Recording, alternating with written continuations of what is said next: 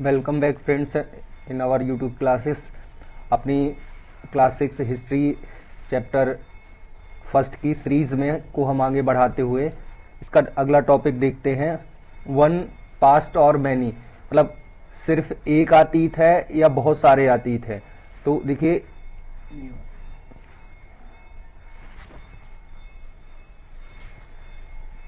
यहाँ पे जैसे उन्होंने कहा है कि बुक का जो टाइटल लिखा था आपने उसमें नोटिस किया होगा, जिसमें लिखा हुआ है कि आवर पास्ट, हमारे अतीत, मतलब ये प्लूरल उसमें लिखा गया है कि हमारे बहुत सारे अतीत है, एक अतीत नहीं है। क्यों बहुत सारे हैं? जैसे आप आज देखते हैं कि हर व्यक्ति की अपनी अलग हिस्ट्री है, अपनी अलग उनकी कहानी होती है कि कैसे उन्होंने स्ट्रगल किया।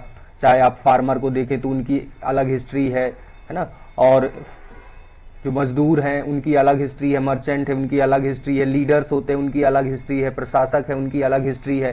तो ऐसे ही जो पास्ट में लोग थे तो उनकी भी अलग हिस्ट्री थी, सबकी अलग अलग। जैसे आप देख सकते हैं कि फॉर एग्जांपल अपन हर्डर्स का लाइफ देखे, यानी जो पशुपालक थे या फार्मर्स थे, तो उनका लाइफ किंग से और क्यून से अलग रहा होगा। श्योर है कि अलग रहा होगा। किंग क्यून का रहन सहन अलग रहा होगा, उनका खाना पीना अलग रहा होगा, है ना। और उनकी हो सकता है लैंग्वेज आम आदमी से अलग रही हो। और क्राफ्ट पर्सन को देखें तो जो मर्चेंट्स हैं, मर्चेंट से क्राफ्ट पर्सन का जीवन अलग रहा होगा, है ना। मर्चेंट थे तो वो अपना व्यापार वगैरह करना, क्राफ्टमैन चीजें बनाते थे।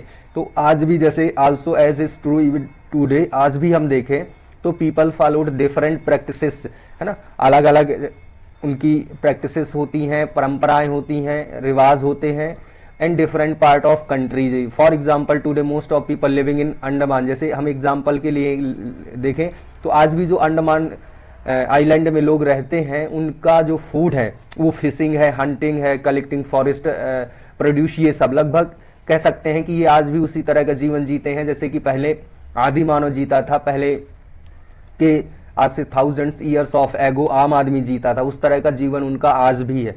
वहीं जैसे हम शहरों में बात करें तो शहरों में लोगों का जीवन अलग रहता है। ऐसा नहीं है कि वो भी अंडमान निकोबार द्वीप समूह में जो हमारे सिटीजन्स रहते हैं उनकी तरह वो भी फूड कलेक्ट करते हों प्लांट से, और ऐसे मतलब फिश वगैरह में डिपेंड रहते हों। आजकल तो बहुत सारे फूड हैं, नॉन वेज भी हैं, वेज भी हैं। तो लोग ऐसे अलग अलग तरीके से जैसे उनकी पसंद है वैसा उनका रहन सहन है, पहनावा है और उनका फूड है। तो अपन यहाँ ये देखते हैं कि जो हिस्ट्री है वो सबकी अलग अलग है। बहुत सारे हमारे बहुत सारे पास्ट हैं, एक पास्ट नहीं है।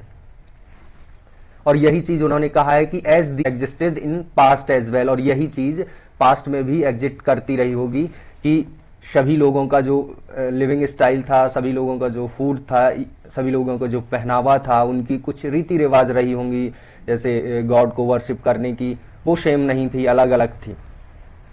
Besides there is another kind of difference, जैसे और भी हम डिफरेंस देख सकते हैं कि ग्रेट डील अबाउट किंग्स और बैटल्स, जैसे किंग्स होते थे फिर वो बैटल्स लड़ते थे। तो ये किंग्स के उसमें ही होता था, किंग के पास बहुत बड़ी आर्मी होती थी, फिर वो दूसरे लैंड को कॉन्कर करने के लिए वहां पर अटैक करते थे। लेकिन आम आदमी में ऐसा नहीं रहा होगा कि उनके पास भी बहुत बड़ी आर्मी रही हो और हाथी घोड़े ये सब रहे हों फिर वो दूसरे जगह पर अटैक करते रहे होंगे। नहीं, उनका जीवन किंग और क्वीन से बिल्कुल अलग था। और वो रिकॉर्ड्स रखा करते थे, जो उनकी विक्ट्रीज होती थी तो उनका रिकॉर्ड रखा करते थे। जबकि आम आदमी को रिकॉर्ड वगैरह रखने में कोई इंटरेस्ट नहीं था ना, उस समय का आम आदमी एजुकेटेड था। जैसे हंटर्स हैं, फिशिंग फॉल्क हैं, गैदरर्स हैं, फार्मर्स हैं, हर्डर्स हैं, है ना, did not keep records what they did. ये लोग कभी भी अपना रिकॉर्ड नहीं रखते थे कि उन्होंने क्या किया। जैसे आज भी आप देख सकते हैं आम आदमी है तो आम आदमी को अपने काम से मतलब रहता है। वैसे वो बहुत they are so busy in their work so they don't have time to write their records and they also think that if we write our record about our past so who will read it, कौन पढ़ेगा इसको, है ना। तो जो Kings queen's थे और बहुत अच्छे स्टैंडर्ड में रहने वाले लोग थे या कोई धार्मिक गुरु होते थे, वो लोग अपने हिस्ट्री के बारे में या अपने फंक्शंस के बारे में लिखते थे। यही कारण है कि जो बहुत सारे आम आदमी थे उनके जीवन के बारे में हमें जानने के लिए बहुत सारी चीजें नहीं पता चली हैं। हमें खुद एक एस्टीमेट करना पड़ रहा है, यानी हिस्टोरियंस को ये अंदाज लगाना पड़ रहा है कि उस समय जो फार्मर्स थे, लेबर थे, हंटर्स थे, गैदरर्स थे, मर्चेंट्स थे उनका जीवन किस तरह का रहा होगा, वो किस तरह सर्वाइव करते रहे होंगे। अगला टॉपिक हम देखते हैं कि व्हाट डू डेट्स मीन, तिथियों का क्या मतलब है। जैसे आप कह सकते हैं कि आज कोई भी चीज हो उसको एक नाम दिया जाता है कि ये पेन है ना, ये बुक है, वरना हमें कैसे पता चलेगा कि कोई क्या मंगा रहा है। तो ऐसे हमने पास्ट की जो बहुत सारी इंसिडेंट्स हुई हैं उनको क्लैरिफाई करने के लिए और स्टडी करने के लिए हमने उनको एक डेट दी है। सपोज दैट मैं कहूँ कि सिंधु सिविलाइजेशन का राइज कब हुआ, कब सिंधु सिविलाइजेशन का मैच्योर पीरियड था, तो हम डेट से कह देंगे कितना 2500 BCE से 1700 BCE, है ना, बिफोर कॉमन एरा, या इसी को आप कह सकते हैं बिफोर क्रिस्ट, यानी बीसी भी आप इसको बोल सकते हैं, BC बिफोर क्रिस्ट, है ना। तो BC और BCE एक ही होता है। ऐसे और भी जैसे कहें कि हम वैदिक सिविलाइजेशन कब आई, तो उसको भी एक डेट दिया जाता है कि ये वैदिक सिविलाइजेशन 1500 से लेकर के कहाँ तक रही, 600 BCE तक, यानी बिफोर कॉमन एरा, राइट। तो ये डेट्स हैं जिससे कि हम कोई इंसिडेंट जो पास्ट में हुई है उसके बारे में पता कर सकें। और दूसरे जैसे स्टूडेंट हैं हिस्ट्री के या जो लोग हिस्ट्री में इंटरेस्ट ले रहे हैं, तो उनको भी डेट्स के द्वारा किस समय कौन सी चीज हुई है वो क्लैरिफाई की जा सके, अच्छे से समझाया जा सके। तो देखो उन्होंने एक बेस ईयर माना है 2000 को, 2000 AD, है ना।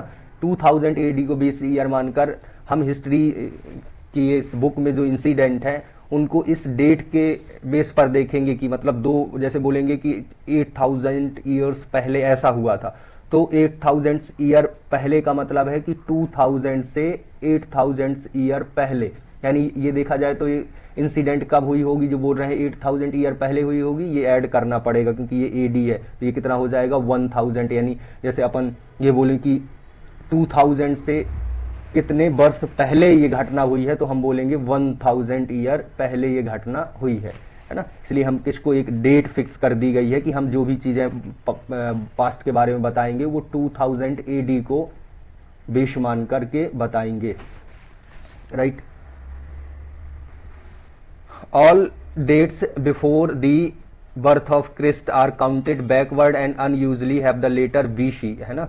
जो भी डेट्स हैं जीसस के बर्थ के पहले की, है ना, तो उनको कैसे काउंट किया जाता है, बैकवर्ड काउंट किया जाता है, यानी घटते क्रम में, है ना, डिसेंडिंग ऑर्डर में। कि पहले जैसे आप फॉर एग्जांपल कह सकते हैं गौतम बुद्ध का जो जन्म हुआ वो 1563 में हुआ और जो उनकी डेथ हुई थी वो 483 BC में हुई थी, या इसी को आप BCE कह सकते हैं, बिफोर कॉमन एरा या बिफोर क्रिस्ट, एक ही बात होती है ना।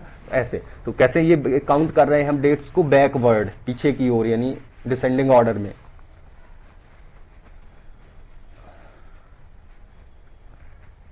ये डेट्स का कंफ्यूजन जो रहता है कि इसको AD बोलें कि BC बोलें कि BCE बोलें कि, है ना, BC बोलें, तो ये कंफ्यूजन को देखते हैं। जैसे मैं यहाँ पे थोड़ा सा एक्सप्लेन किए दे रहा हूँ और इस AD BC के संबंध में मैं एक सेपरेट वीडियो भी बनाऊंगा। तो देखिए BC stands for before Christ, यानी जो डेट्स हैं ईसा मसीह के जन्म के पहले की, है ना, उनको BC बोला जाता है। जैसे कैसे आप टाइम लाइन बना लें और मान लीजिए कि ये इस समय 0 में ईसा मसीह का जन्म हुआ था, तो ये जो इस साइड की जो डेट्स होंगी वो क्या कहलाएंगी, और इस साइड जो टाइम होगा उसको क्या बोला जाएगा। तो ये जो टाइम होगा तो ये BC बोला जाएगा, बिफोर क्रिस्ट, या इसी को आप कह सकते हैं बोला जाएगा BCE, यानी बिफोर कॉमन एरा, है ना। और जो इस साइड की जो डेट होंगी इनको बोला जाएगा AD एनो डोमिनी, या इसी को बोला जाएगा कॉमन एरा, राइट। AD का मतलब होता है ईसा मसीह के जन्म के बाद, एनो डोमिनी, ओके। तो ये आप कह सकते हैं BC और BCE एक ही डेट होती है, AD और CE एक ही डेट होती है, राइट।